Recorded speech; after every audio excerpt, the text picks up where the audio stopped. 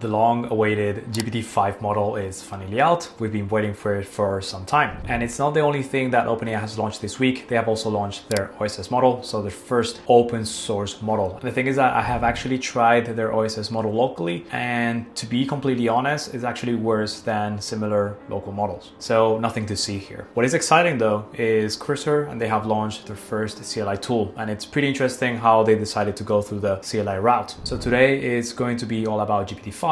What's the hype around it, and is the hype actually justified? We are going to look at a few examples as well and compare it to a flagship model, Claude 4.1 Opus. So we're going to put it around some few AI coding examples, and we're going to see how they perform against each other. So GPT-5, let's talk about it. From the research that I've done and the claims that smart people have done online as well, GPT-5 seems to be like talking to a PhD expert. And if you go back to the previous models, if you were around when GPT-3 was out, well, it was comparable to talking to a high school student, right? It was pretty crap. Then GPT-4 came out, it was a bit better. It was considerably talking to a college student. And now we have the PhD level expertise at the hands of anybody. So this is a big step if you see it this way. The level of a college student versus the level of a PhD expert. The fact that now you can just chat to it is pretty revolutionary when it comes to at least normal applications, right? Kind of life advice, getting tips about an area of expertise and doing some research.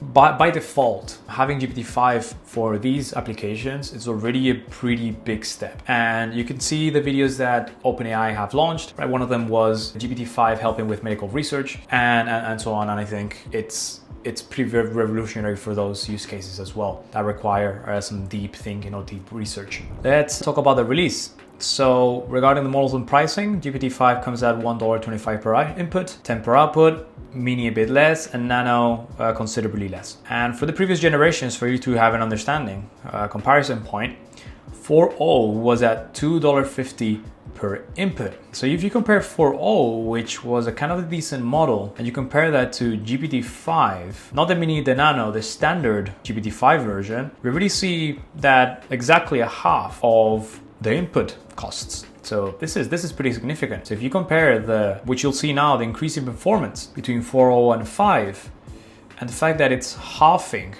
on the costs, that's pretty impressive. Then you go for 4.1, 2, and then GPT 3.5 Turbo, which sure is pretty cheap, but it's the crappiest model out there. And yeah, well, essentially what I've discussed over here, and the Mini and Nano bring advanced AI performance to a much lower price tier. But the thing is that they don't allow you to use Mini and Nano as we used to before. What they have done is they have implemented this routing mechanism so that Mini and Nano are hidden and you don't have to choose in between them. Sure, you can use between Thinking and 5, but that's a bit different. So now you don't have GPT-5, then Mini and then Nano to select. It's already done automatically. So I don't know exactly how this works. I guess they don't release this information, but as you see in the title, there's probably some routing going on where it analyzes the prompt, and based on the prompt, it can also predict the effort that it takes to get that output. And based on that, it will choose either the flagship model or the Mini or the Nano model. So something like that, that's what I think. And then you have the GPT-5 Pro, which you gotta upgrade onto the Pro version, I believe. That's $200 a month, I'm not sure. But right now I'm on the Plus model. So yeah, if you're even a Plus user, you don't have access to it. It must be for the pros, as I mentioned. And you can see here, as I mentioned before, the marketing efforts that they have put into this. Good job for them. I guess it's working because now everybody's talking about it. You can see GPT-5 coding and design. Even the guy himself over here, the founder and CEO of Cursor, they have invited him over here. He's doing a cameo and trying out GPT-5 inside Cursor because you can use it inside Cursor, which is one of the things that we are going to test. And this is what I was talking about before, so medical research. Let's have a quick look at the metrics right now. So we have the three main highlight metrics. So we have GPT-5 and GPT-5 Medium. I'm pretty sure this is the flagship model and this is the Mini, and then we have the Nano model somewhere over here. Well, it's actually not here, but you can see that it scores the highest in the intelligence index. Then we have the speed index as well. Gemini 2.0 Flash is absolutely crushing it with full reason. I mean, they're a pretty competitive company. Google DeepMind is behind this model, so no wonder it's probably on top of some of the metrics. But you can see still that we find GPT-5 over here. I mean, GPT-5 is a heavy reasoning model. I'm pretty sure that the number of parameters that it has is pretty high. So with speed, it does not win. at all with the other state-of-the-art models. But with pricing, given how intelligent it is, for it to have similar pricing to Gemini 2.5 Pro, which by itself is already really cheap, and also the same pricing to O3. Sure, we can compare to other models, but if we compare two models from the different company, I would say it's pretty good standard that they've held here by enabling to have a similar price to O3, given how significantly higher the intelligence index for GPT-5 is compared to GPT 4.1, for example. So maybe a GPT 4.1 and GPT 5 comparison is a bit better for this, but you get the point. And if we go down over here, we can see a kind of a just a longer version of this index. And this is an interesting one, actually. So over here, you can see the flagship models that all of the different companies have launched over time. And we can see essentially the improvements of the analysis intelligence. Okay, the artificial analysis intelligence over here. So you can see that GPT-5 stays at the top, and we can see the incremental improvements that the company has done. So this is pretty good. For being specific with intelligence evaluations, this is probably one of the important parts, most important aspects of the evaluations over here and the metrics that we have to consider. So MMLU Pro is the standard reasoning and knowledge metric, and GPT-5 stands high on it as well, followed by the medium model. Another interesting one is Humanities Last Exam, reasoning and knowledge. And you might be asking, well, why do we have two different reasoning and knowledge metrics? Well, this is the thing. You're gonna take these metrics with a pinch of salt because they are pretty biased towards the person that has made them. So obviously there's always going to be different reasoning and knowledge metrics and different coding metrics and all that, but just take it with a pinch of salt, but it's always still good to use as a point of reference. Another good one is the coding metrics over here. And if let's see if we find GPT-5. Okay, GPT-5, I wouldn't say is doing best. Grok 4 seems to be doing the best. O4 Mini makes sense. I don't see Claude over here, so I don't know if this is the best metric to use over here, because you see over here that we got this coding metric, which I would trust a bit more. But I mean, if we compare GPT-5 with the OpenAI models, we can see that GPT-5 for coding, possibly here as well. I don't know if to trust this benchmark because it doesn't seem right. But anyways, looking at this one, which seems more reasonable, GPT-5 stands much higher than the O3 model, for example, which is a heavy reasoning model. So this should give you an understanding on big step that GPT-5 has taken over here when it comes to intelligence. Math is also good, but this is, out of all the metrics, this is probably the one that really raises my eyebrows over here, which is the ability to retain context. So GPT-5 is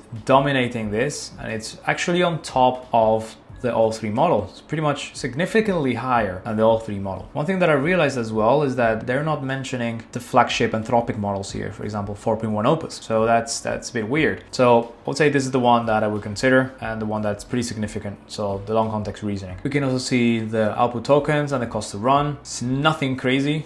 Okay, it's still somehow expensive, still cheaper than the Anthropic models. And we can see some other metrics, right? Some other ways in which these metrics are formatted. And we can see, for example, GPT-5. So yeah, output speed is not the best. But if you want to see any other metrics, feel free to head to artificialanalysis.ai. They have all of the metrics if you're interested in looking at them further. All right, so now we are going to compare GPT-5 to another state-of-the-art model, Claude 4.1 Opus from Anthropic. We're going to put them under a few examples to see how well they perform in the AI coding aspect. So we're gonna go ahead and come over here. What we're gonna do is we're going to ask GPT-5 and subsequently to Claude to generate an HTML file. And then we're gonna open it inside Cursor. And well, the reason being is because we need a path in the computer locally in order to run the HTML file. That doesn't make sense. That's completely fine. Essentially, what I will ask these two models is to create a quick HTML file that has little airplane game. So I added as much detail as I can, implement bullet enemy and plane obstacle collisions, for example, and some other stuff. So I really pushed it with this prompt, added as much detail as possible to understand what are the limits of GPT-5 and when it comes to coding. So let's go ahead and paste that, and it's going to generate and think as needed in order to create an HTML file for us, which is going to contain a game. All right, so I'll tell you this. By the way, it finished generating, but I'll tell you this. The amount of context that it has is ridiculous for an OpenAI model. If you told me maybe Gemini 2.5 or something, I would be like, okay, well, that makes sense. But for it to be an OpenAI model and to have this context is ridiculous. I mean, for me to give you an idea, even if this was O3 or O1, I don't think it would even accomplish even half of the code that it generated. It would probably stop half of the way. But I mean, just look how long that is.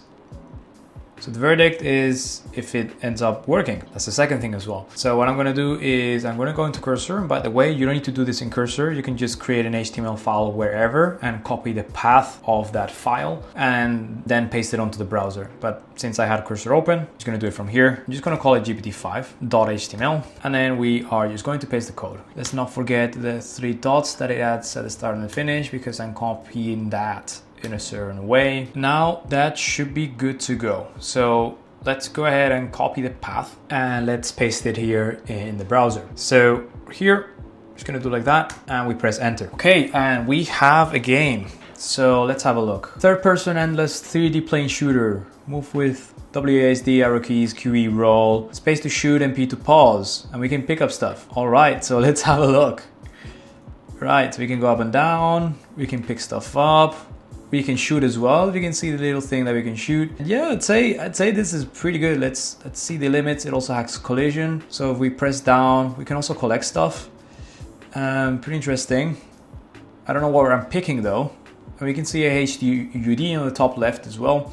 So score, lives, high, and power. Some elements are outside of the grid. That makes sense. But let's see what happens if what's the red things. I think the red things are points that I can collect. But yeah, look at the smoothness as well of it. So when I'm pressing down, there's some sort of delay to it, which is pretty nice. The feel of it is pretty good. And you can also shoot. So I wonder what the shooting thing is. I mean, I know what the shooting thing is, but I wonder if, you know, what it does exactly. And we can roll as well.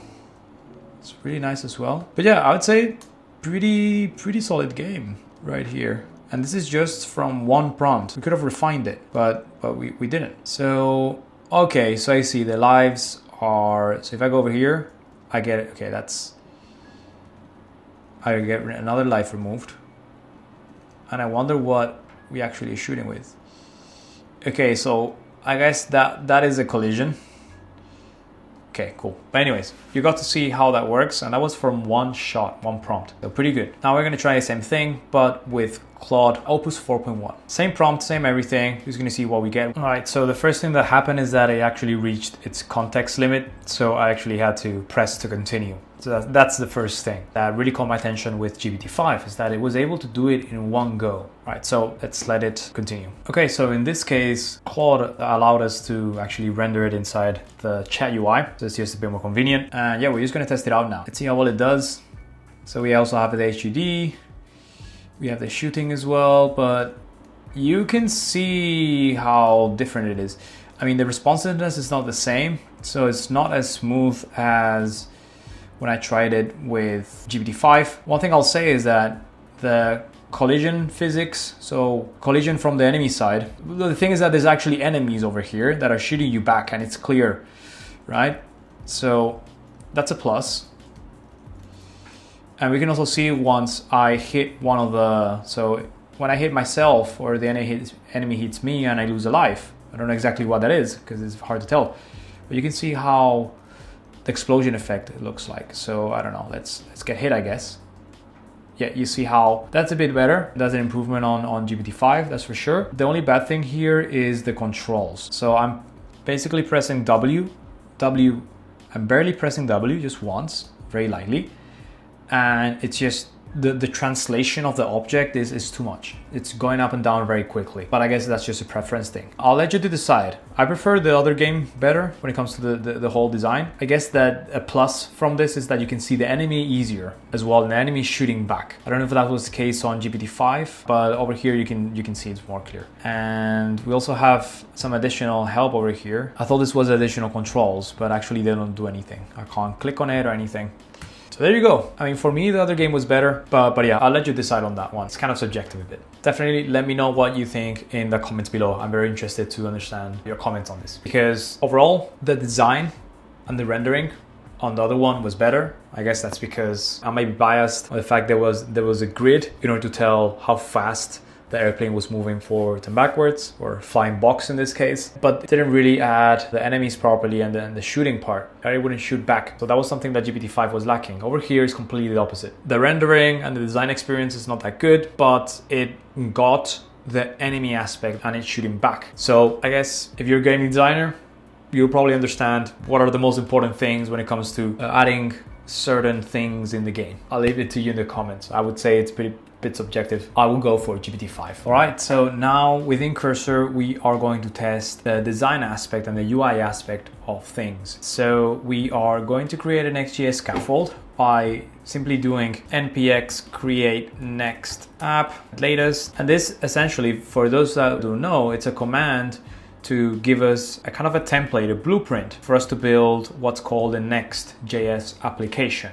Okay, essentially this allows us to not have to build the files from scratch. Okay, it's sort of a blueprint. So we are installing these. The name is going to be app test. Let's use TypeScript. Yes. Use ESLint. Let's say yes. Tailwind, yes. Would you like your code inside the source directory? Well, no. App router, yes. TurboPack, yes. Okay, all of this, and we're going to install it. Cool. Now that's installed, we have the scaffold over here and we have everything. So ideally we build everything inside page.tsx, which I mentioned in the prompt. So now I'm going to paste that prompt over here. So design a high converting landing page for the following app, Floaty, which is actually one of the tools that I'm building right now. So if you're interested in knowing more about this tool, it's kind of a floating widget that allows you to have context of what you have in the screen at all times, and it's not bounded by a specific platform. Okay, so you can actually carry this widget across anything. It's going to be downloaded in your desktop and you're going to be able to use it anywhere. So it's going to have context 24/7 of what you see on the screen. So if you want to know more about the tool, we have a couple of very interesting features coming along with that, which I prefer to mention in a call with you if you want to be a better user. Make sure to go on the description.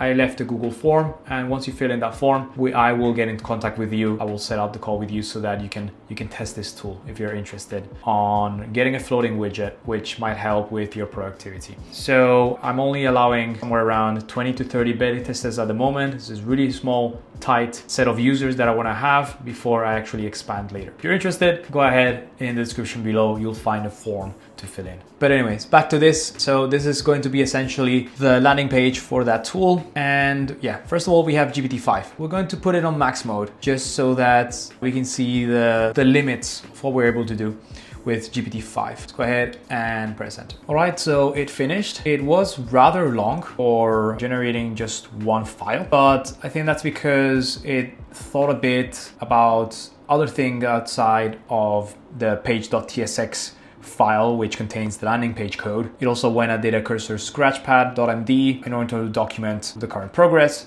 which I think it's standard for Cursor. But yeah, it also did some other checks as well and all that, which is always good practice. But yeah, it took a bit long. I launched it right now onto localhost 3000. And to be honest, I am pretty happy with the results. It's a pretty solid landing page. And it even looks like those landing pages that you would create in something like Framer, for example, right? Framer is a no-code tool in order to build really stunning websites. And although this is not 100% there compared to that, it really glows. I mean, look at the hover animations, look at the subtle highlight as well. This one, well, it missed this one, but that's completely fine. Look at the gradient as well on the F, right? And this thing, which is the reason that it remembered me Framer landing pages. This is the reason why. But yeah, highlights, everything you need to work in context, me floaty. AI-powered floating collaborator, floats everywhere. It's going to be everywhere across apps, right? Compared to a Chrome extension, let's say, or a chat interface, which is just within one interface and you can't escape it. So yeah, so comments, and then we also even have some pricing as well, which I'm not sure if I'll use in this case for the real thing, but yeah, I think it's pretty solid landing page. I love the colors, and there's a slight gradient as well. Wait, let's see if it's my glasses or not. I think there's a slight gradient. I don't know if my eyes are not good, but I see some gradient. But yeah, I think this is pretty good. I love the gradient here as well. I really like it. Let's try now Claude Opus 4.1. In order to test this with Claude 4.1 Opus or Opus 4.1, we're just gonna restore to the first checkpoint, which was where I was writing the prompt. Okay, and just mind you, this is one single prompt as well. I didn't refine this at all. It was one single prompt. And yeah, I think it's pretty good. But anyways, we are going to go back and restore to the first checkpoint, which is the only checkpoint where I was writing the prompt. So it's going to go back. Okay, and now if you see now that there's nothing. It's just the scaffold, right? The blueprint for building an Next.js app. So you see nothing here. And before doing this prompt again, now instead of GPT-5 Max mode, we are going to choose Claude 4.1 Opus on Max mode as well. And we are going to press send. And let's see what we get this time. Good that it points out that it's significantly more expensive than Claude Sonnet. Very, very important consideration for many of you for sure. So obviously don't try this at your own risk, knowing that you might get a heavy fine. But anyways, I'm doing it for you guys. So I just want to test the limit for both and see what we get for this for Claude 4.1 Opus. All right, so we're done here and I hit npm run dev to run the development server. And this is what we get. So this is what Claude Opus 4.1 has made. So I would say pretty similar to GPT-5, okay? And the reason being is because the prompt that I made was pretty concise. So it didn't have a lot of room to wiggle. And that's intentional because I wanted to see exactly what kind of features it added and how it added them as well. So by giving it a very, very defined set of instructions, we're able to see on the little details what it did good and what it did wrong, right? In terms of UI. We see here that the highlights are pretty subtle, they're pretty nice, okay? So that's a plus. I love the colors and the gradients for these. The copy is really good. Love professional worldwide, transparent pricing. He has a hover as well on both on the button, but also the card element. So that's really nice as well, right? Really little detail on this, you see. So we're hovering on the card, but also there's a hover on the button. So that's really good. And then we have a banner, start free trial schedule demo. And it also has a highlight as well on these elements over here. So in terms of the amount of detail that it has added, I think Claude Opus 4.1 wins. Not by much, but it definitely wins on top of GPT-5. At least that's what I think on my point of view. Once again, this could be slightly your preference, your design preference, but I'm just looking at what it has added aside from the words and the structure. Okay, I'm looking more as well at the elements, and also I'm also looking at the card here. The card hovers in this, which the generation with GPT-5 has not added. Okay, so that's a plus in this sense. So yeah, for this one, even though it's closed, I'm just gonna stick with Claude Opus 4.1. All right. So now for the second example, the second test, we are going to tell GPT-5, first of all, to create us a Notes app. Okay, a very simple Notes app, but in this case, instead of just pure UI and pure design, we are going to look more on the UX side of things. So I'm just going to copy that over here and we're going to create a Notes app. I didn't know that it's built on top of a scaffold, the Next.js blueprint, and we tell it a few other things, right? But we're giving it a little of wiggle room compared to the landing page that we had before where we define the sections a bit more. Over here, we're just giving it more of a general instruction so that it has some wiggle room in order for us to understand what is it going to do. So let's press enter. All right, so it finished writing the code. And now if we go over here, we can see that we created this Notes app. So I already added a few notes and yeah, so essentially we can create and even change as well the existing notes, which is pretty cool. So you can see the changes live as well. So notes, description, and you can leave it as it is, but we need to hit save, which is great. And we can also drag and drop the notes in a specific order as well. We can add tags as well. So I don't know how to add the specific tags. I don't know if it's specified over here, but the prompt once again was pretty simple. And obviously it was one shot, but I can add the notes. I can clear the filters as well. And what I can do perhaps is to pin them and unpin them over here as well. So if I unpin them, you can see how the number drops down. So let's unpin this one. It goes from 3 to 2. And let's see what else we have pinned. Let's unpin these and let's unpin this one as well. And now we have none. We go to the notes, we can pin them again. And if I want the notes, the lol one at the top, it goes on top. Pretty cool stuff. And we can add a new note as well, which is cool. And then it tells you also the date created and the date updated, which is nice. I like how it added the drag and drop of the notes. Very basic, but you can see that it's clean and we have even some shortcuts. So Command Control N, what does that create? That creates directly a new note. Pretty cool. Okay, that's great. And Control K, okay, that activates the search, so we can actually search stuff as well. So groceries, right? And we get that. Amazing. So we can actually search through our notes as well. So pretty cool features, and we can clear these filters. Okay, now let's see what we can do with Claude Opus 4.1. All right, so I said now that I was gonna compare GPT with Claude, but we're going to do it inside Claude Code. So I reverted the changes. Now we're going to try it here because we've all tried Claude Code and we know how good it is at just building all sorts of applications. So I really want to test it out. So as I said, I reverted all the changes back to scratch. So we have Next.js over here. So just believe me that I got the same prompt as I did last time inside Cursor. But the thing is that it just shows like this. But anyways, I'm just going to paste that and we are going to be good to go. As you see here, we see the prompt and we are going to let Claude Code do the rest. So I will come back at you when this is complete and we'll see the result. All right, so we're done and Claude Code has done its job and we're gonna see what it created. So honestly, I like the design much better. It's somehow similar, if you can tell, things that were added, right? But this is much nicer in my opinion. We can see here the icon that it added is a 3D pin icon as well. And I'm wondering if I unpin these, if I actually am able to move them around. It didn't do the drag and drop functionality over here. So I kind of forgot to do that.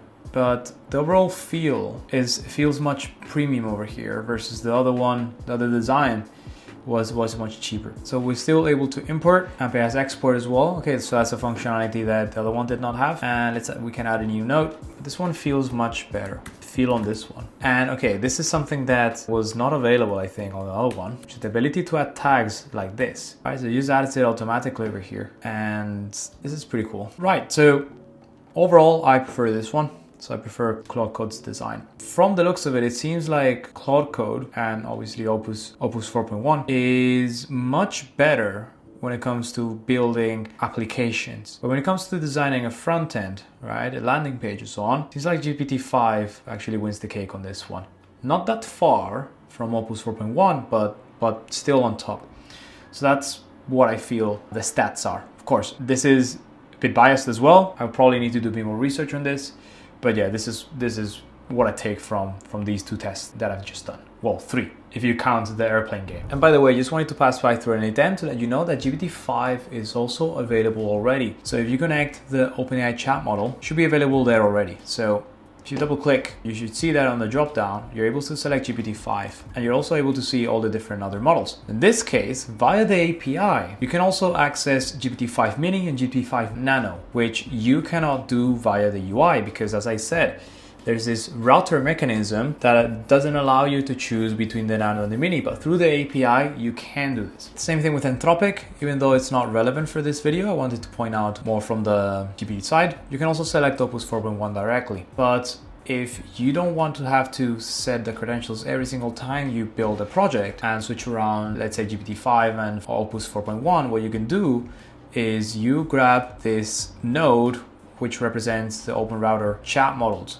Okay, so if you actually go to their site and if you log in and you grab the API keys, then you will be able to connect to pretty much any model available. Okay, they have access to almost all of the models. And you can do that by, well, just going onto the drag and drop, onto the vast list that they have. So it doesn't get too complicated. So literally everything's here. So you can go over here, select GPT-5, right? 5 chat, mini, nano even the OSS models as well, although I told you they're a bit crap. And over here we have Claude, Opus 4 and 4.1. Okay, so this is pretty useful. And just to finish it off, I'll give you a final comparison between 5 and 4.1 Opus. Some of these we have already seen in the metrics, but I just wanted to give you my biased point of view from doing these tests and coding with them just a little bit. Of course, I know that I probably should program with them a bit more, but this is just, I want to give you an initial point of view. So when it comes to accuracy, I think GPT-5 gets it much better. Okay, accuracy with pretty much anything. Okay, not only building apps, but also the accuracy of the responses and so on. If you're using it daily, for example, kind of a chat way. Regarding speed, I would give it to Claude 4.1 Opus. Okay, it's relatively quicker in that aspect compared to GPT-5. GPT-5 sometimes just gets onto really deep thinking mode for some reason. Regarding the cost though, GPT-5 is cheaper. That's for sure. Building landing pages, I would go for GPT-5. And then for building web applications, I would go for 4.1 Opus. Okay. Mind you, that 4.1 Opus is a pretty expensive model for the intelligence that it provides. Okay, it's a pretty intelligent model when it comes to mostly coding. I must say that in the AI coding side, I think Claude still wins. But if you want something reliable and cheap to go with, because most of the AI coding tools that you use go with token costs, okay? Now with the monthly costs, you're probably gonna hit the cap and the ceiling pretty quick. So you probably eventually have to switch onto a usage mode. And if you do, then I would say to use GPT-5 because this is very expensive. So if I were to go with this, I would really plan the prompt properly so that I don't have to get into a back and forth too much because that's going to consume a lot. But with GPT-5, you can have a little bit of leeway since it's much, much cheaper. So you can take the conversations less seriously and go more on a iteration spree. But yeah, that's all. I'll finish there. And yeah, these thoughts might change because I kind of have a biased point of view. I used very specific examples and tests, and this, what I offered here, is my opinion, and it might change depending on your use case. Maybe you're building something different and you find out that 4.1 Opus is better than GPT-5. So I wouldn't say there's a right or wrong. I just think there's models that are better for specific use cases. Okay, so what I suggest is that take all the opinions that I have given you and all the tests that I have done, take them with a pinch of salt and test things for yourself. Okay, go ahead, try Cursor with GPT-5 and Claude 4.1 Opus. Try also Claude Code with 4.1 Opus. And yeah, also there's a CLI coming soon for Cursor, which is very interesting. Well, this is, I think, is a big plus. I love how they're going the CLI route because now with Cursor CLI, you're not bounded by the Claude models, Anthropic models. Now with the Cursor CLI, you can run this anywhere in any editor, even if it's just VS Code, and you can run other models as well, including GPT-5. So I don't know exactly if that came out already. Cursor gave me early access, but if it is already for everybody, then go ahead and try that out, okay? The point is that you try everything for yourself and make sure to stick whatever is best for your use case. Finally, if you want to stay updated with the latest in the AI space, make sure to join Neural Architects Pro. Me and an N8N ambassador will be there pretty much every day, just showing you the latest things that are happening in the AI space, as well as already providing a full N8N mastery course, an AI agents mastery course as well, and a really solid AI fundamentals course. We'll be adding a lot of things, so regarding AI coding and stuff about AI startups, how to launch your own AI startup, whether that's from a service point of view or also from a software point of view as well. So I'm trying to essentially give you the blueprint that covers everything that you should know about the AI space, not only about AI automation, but also AI coding and how to join and piece those things together, right? How do they relate to each other? So all of that will be explained and is explained in the Neural Architects Pro community. So if you're interested about that, I'll leave the link in the description. Make sure to check it out. Okay, without further ado, I'm gonna go get some sleep and I'll see you in a bit. Bye.